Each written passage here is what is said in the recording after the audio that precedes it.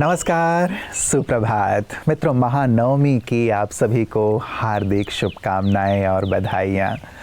देखते देखते हम 9वें दिन में आ गए और ये 9 दिन सचमुच कितने ही सुंदर रहे, सुकून से भरे हुए रहे। 9वें दिन का तो आज प्रारंभ है। 8 दिन हमने देवी माँ के 8 अलग अलग रूपों को देखा, जाना और सचमुच कितनी गहराई है इन स्वरूपों में। अपने जीवन में यदि हम इन स्वरूपों के जो सुंदर भाव हैं, उनके एक एक गुण और विशेषताओं को अपने अंदर लाते चलें तो हमारा जीवन भी कितना सुंदर हो जाएगा। और यही प्रेरणा लेकर सबरंग में हम ले आए थे मित्रों कि हम इन बातों को केवल सुने नहीं लेकिन अपने जीवन में शामिल करें। माँ शैलपुत्री, जहाँ से हमने शुरुआत की थी, हिमालय के समान कितनी अचल, अडोल और शक्तिशाली। वैसे ही माँ ब्रह्मचारिणी जो तप की एक स्वरूपा, माँ चंद्रघंटा जो अपने जीवन में हमेशा ही शांति देने वाली, शक्ति प्रदान करने वाली, माँ कुष्मांडा, माँ स्कंद माता, सभी ने हमारे जीवन में जो धारण करने चाहिए उन विशेषताओं को हमारे सम्मुख रखा है मित्रों। और गहराई से आप सबने उस पर विचार भी किया होगा। आज महानवमी का दिन है और आज माँ सिद्धिदात्री के रूप में पूजी जाती हैं। सिद्धिदात्री जो सर्व सिद्धियाँ प्रदान करने वाली हैं और हम सब भी यही चाहना रखते हैं कि हमारा जीवन भी सिद्धियों से भरा हुआ हो। तो आइए प्रतिदिन की तरह माँ की विशेषताओं से जुड़े हुए सुंदर सुवाक्य से शुरुआत करते हैं। परमात्म शक्तियों के बल से सिद्धि स्वरूप बनना, यह दर्शाती है माँ सिद्धिदात्री। माँ दुर्गा का 9वां रूप देवी सिद्धिदात्री है, जिसका अर्थ है सर्व सिद्धियाँ देने वाली।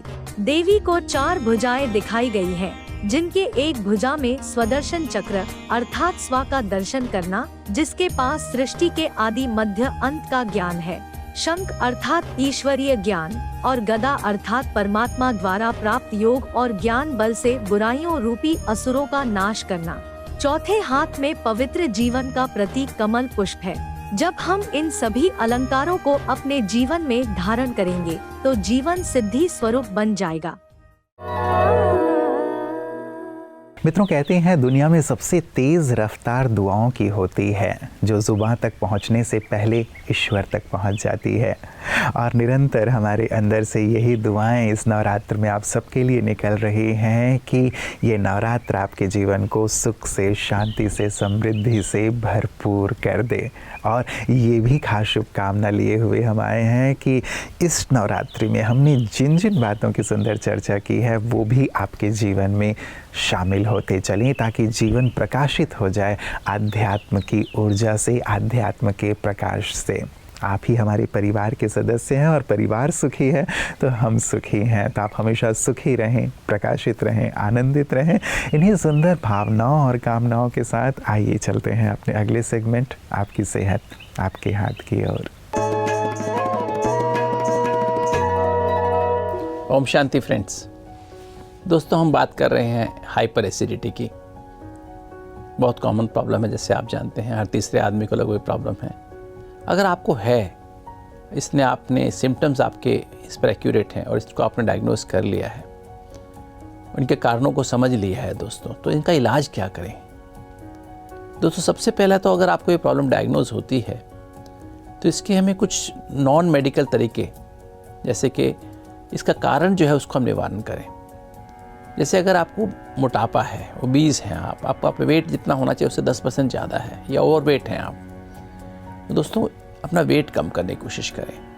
अगर वेट आप कम करेंगे, डेली मॉर्निंग वॉक करेंगे, avoid fatty foods, fried foods को अवॉइड करेंगे, है ना, ज़्यादा फाइबर लेंगे, टाइम पर ब्रेकफास्ट, लंच, डिनर करेंगे, तो दोस्तों आप देखेंगे आपका ये धीरे धीरे जैसे ओबेसिटी कम होगी, मतलब विद इन ए मंथ आप 3-4 किलो शुरू में वेट लूज़ करें, फिर हर महीने 1 किलो वेट लूज़ करते जाएंगे। इवन आप 1 kg भी वेट लूज़ करेंगे, धीरे धीरे आप देखेंगे देयर विल बी चेंज।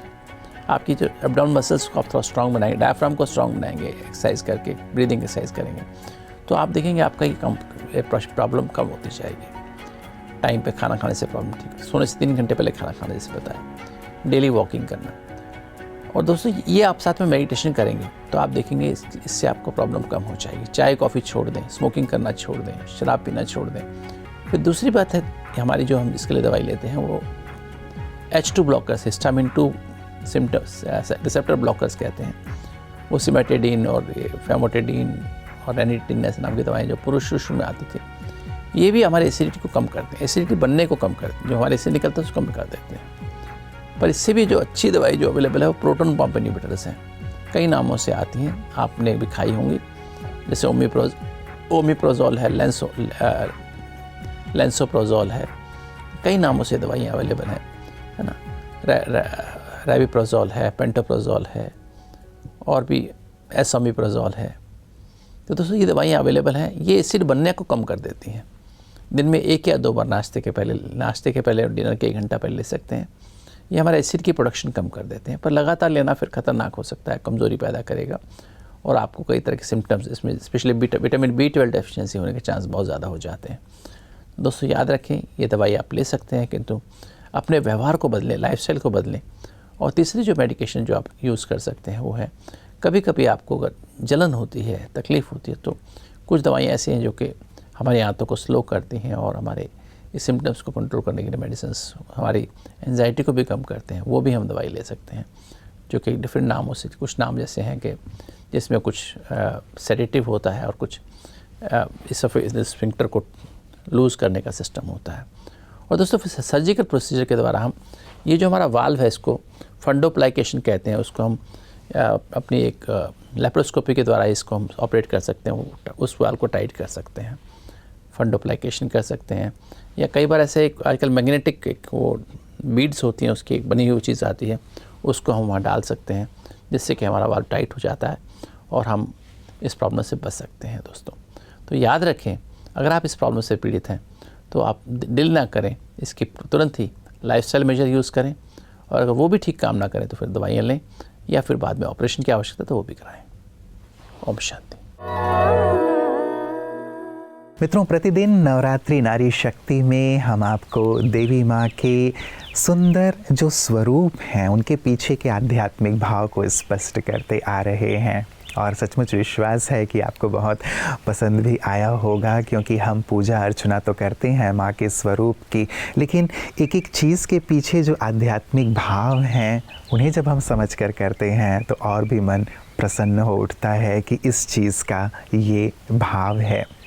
आज माँ सिद्धिदात्री की हम पूजा कर रहे हैं, जिन्हें अष्ट सिद्धि और 9 निधियों की दात्री माना जाता है। उन्हें बुद्धि और विवेक भी प्रदान करने वाली देवी के रूप में जाना जाता है। साथ ही ये कहा जाता है कि माँ को गुलाबी रंग बहुत प्रिय है, जो कि प्रेम, करुणा और ताजगी का प्रतीक है। माँ का ये स्वरूप बहुत सुंदर आध्यात्मिक मर्म स्वयं में समाये हुए है। आइए प्रतिदिन की तरह आज भी हम इन आध्यात्मिक रहस्यों को सुनते हैं, समझते हैं और अपने जीवन में धारण भी करते हैं नवरात्रि नारी शक्ति में।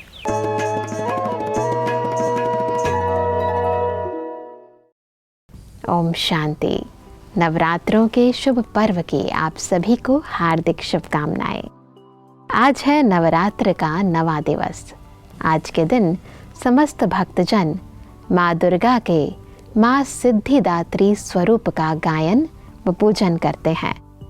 माँ का यह स्वरूप भक्तों को सर्व सिद्धियाँ व अलौकिक शक्तियाँ प्रदान करने वाला है।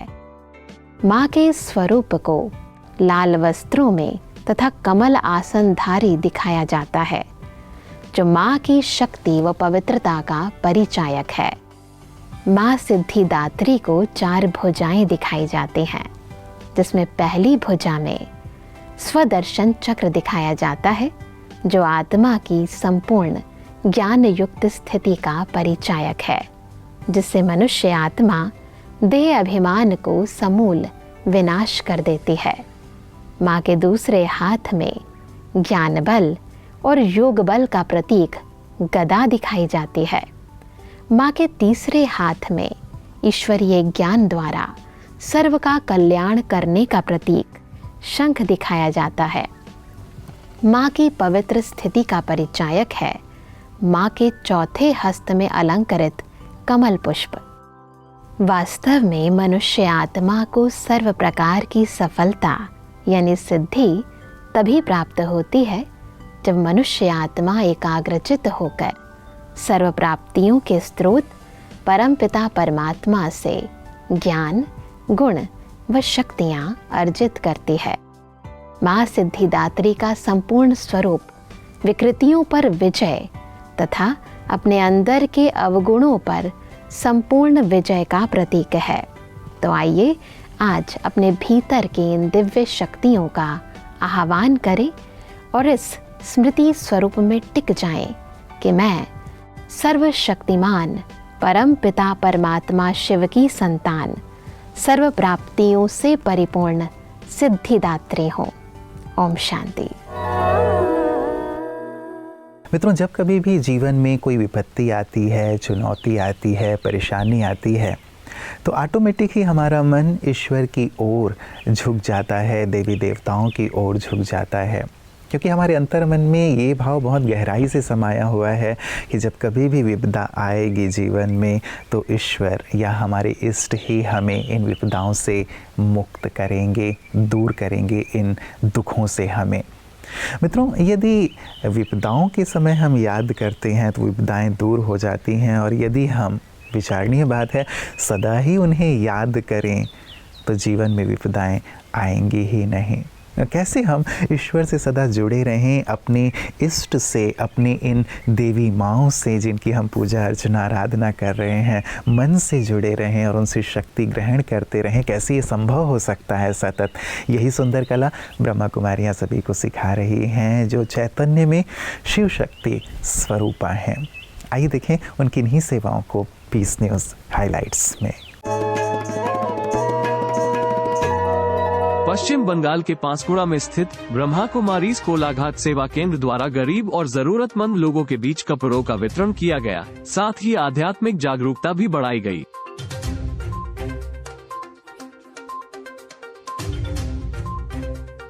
इस मौके पर Panskura municipality chairman mister Nanda Mishra ji, Tamluk sub zone director B के अल्पना बहन, Tamluk sub zone assistant director B के सोनाली बहन, कोलाघाट सेवा केंद्र संचालिका बी के कविता बहन, तमलुक सेवा केंद्र संचालिका बी के गौरी बहन एवं सीनियर राजयोग टीचर बी के धनंजय भाई मुख्य रूप से उपस्थित रहे।